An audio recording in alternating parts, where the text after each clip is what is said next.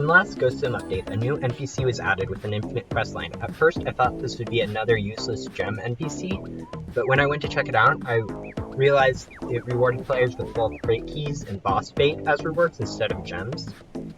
So I decided to make this video to see whether or not grinding the questlines of this NPC would be better than the other alternative ways of grinding gems in the agent's headquarters. To figure out the efficiency of the infinite questline, I decided to time how long it took me to do 5 quests. Since I had already done the first quest, which had taken me about an hour and a half, I was not prepared for what awaited me after the first quest I did. I had started with the 5 quests under the assumption that all quests would be 3 requirements of 375 of a common ghost, and rewarded 5 of each various material.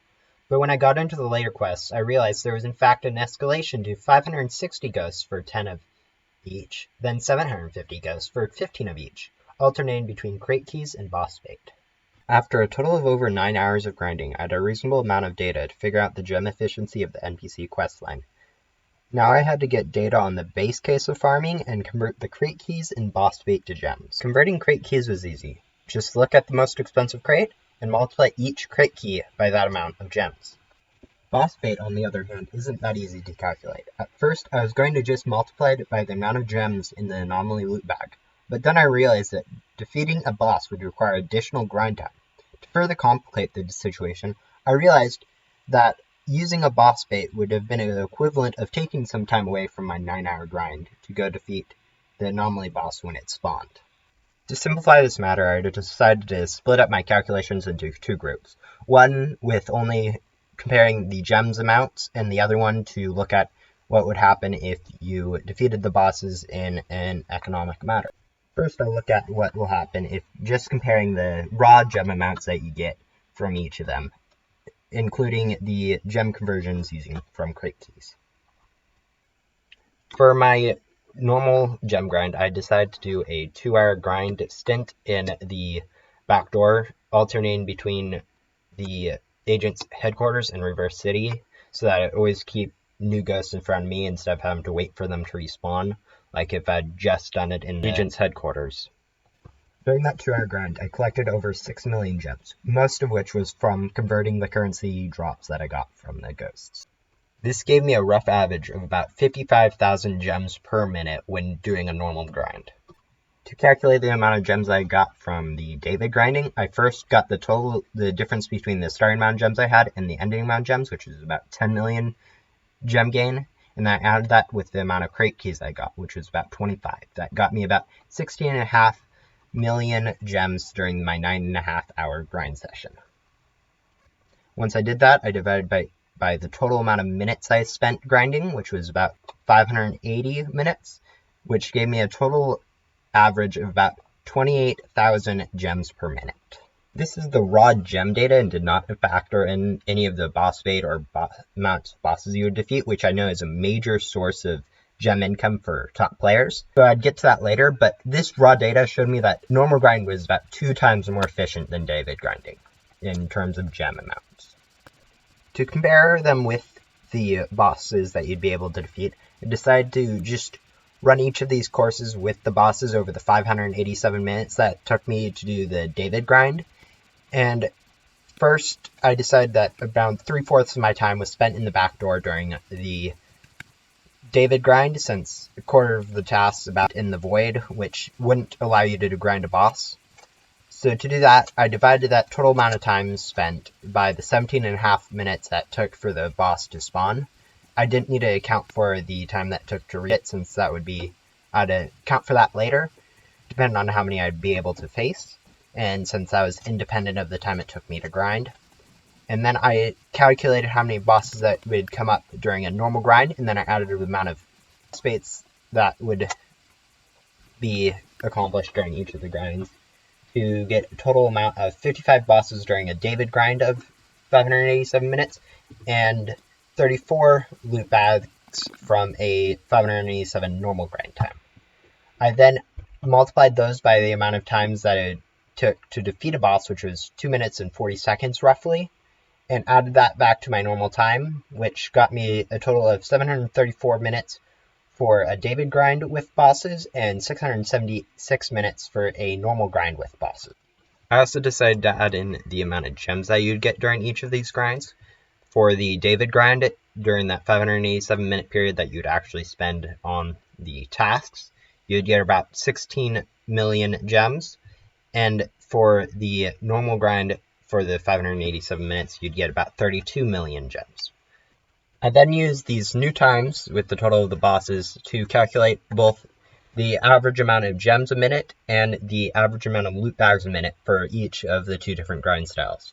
In total, for a David grind, you'd get about 22,500 gems a minute and about 0.075 loot bags a minute. For a normal grind, you'd get about 47,500 gems a minute and about 0.05 loot bags a minute.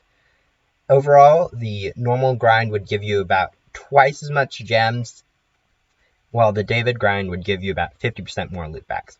In the end, it really came down to how much a loot bag was worth in terms of gems. To get this information, I have reached out to one of the top players in Ghost Simulator that I know uses loot bags regularly to achieve massive amounts of gems when combined with the classified gum. Eventually they got back to me and answered that they expect about 9 million gems from each loot bag using Rift Gum and the 10% friend bonus that you get for gems. This news really completely flipped the problem since it attached a giant weight to the amount of loot bags that you're able to farm.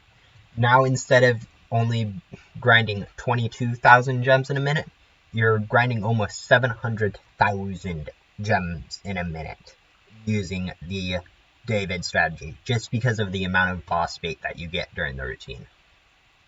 Compared to the measly 500,000 that you'd get per minute when you're doing the normal farming, this really increases your farming potential. And because I had the question at this point, would it be reasonable to be able to use all of this anomaly loot bags with a Rift Gum if you had it? I decided to go ask them a few more questions. According to the person I asked, they were able to get through about 2,500 loot bags in the 2-minute duration of a Rift Gum, but it also took them around 20 hours for them to get each Rift Gum. I decided that that was probably a low estimate based on luck, so I changed that to about 30 hours for a...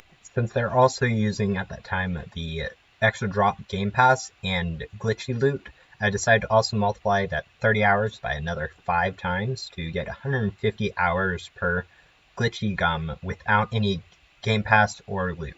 Although in real time I would suggest using those glitchy gums since they really impact the amount of gems and loot bags and just everything that you will get. Which means if you are going to be putting in 150 hours, or if you're using some glitchy gum and don't have a game pass, around 40 hours worth of work into getting a glitchy Rift Gum, it is definitely worthwhile to go grind the David NPC to get the boss bait to grind anomaly loot bags. But if you aren't going to spend all 40 hours with the loot gum to get a glitchy Rift Gum, I would suggest just normal grinding since you get instant returns on your time instead of having to wait 40, 50, 60 hours, depending on your luck, to be able to convert your work into gems. These results were really the opposite of what I was expecting. I was expecting in no scenario for this David questline to actually be worthwhile, but it shows up that even if it isn't worthwhile for like short term, like I was calculating, once you factor in the amount of boss bait that you'll be getting that will allow you to defeat more bosses in a shorter time, it really does factor out to be worthwhile if you're able to get a Rift Gum. I would say in the short term though, it'd be helpful if you got twice the crate keys, since that would give you quite a bit more gems in the short term and kind of equal out for make it slightly more worthwhile in that. And with that said, goodbye, and I'll see you guys next time. This isn't my standard type of video, and you may have seen how just kind of bad it sounds overall compared to my normal, if you watch my normal. But this video is more of me trying a different type, one that with information, with the recorded, and just stuff in the background. I'm not used to it, and I really would like some advice and feedback from you guys whether or not you think it's good or bad. So if you think it's good, leave a like, leave a comment, and if you don't think it's good, feel free to tell me in the comments.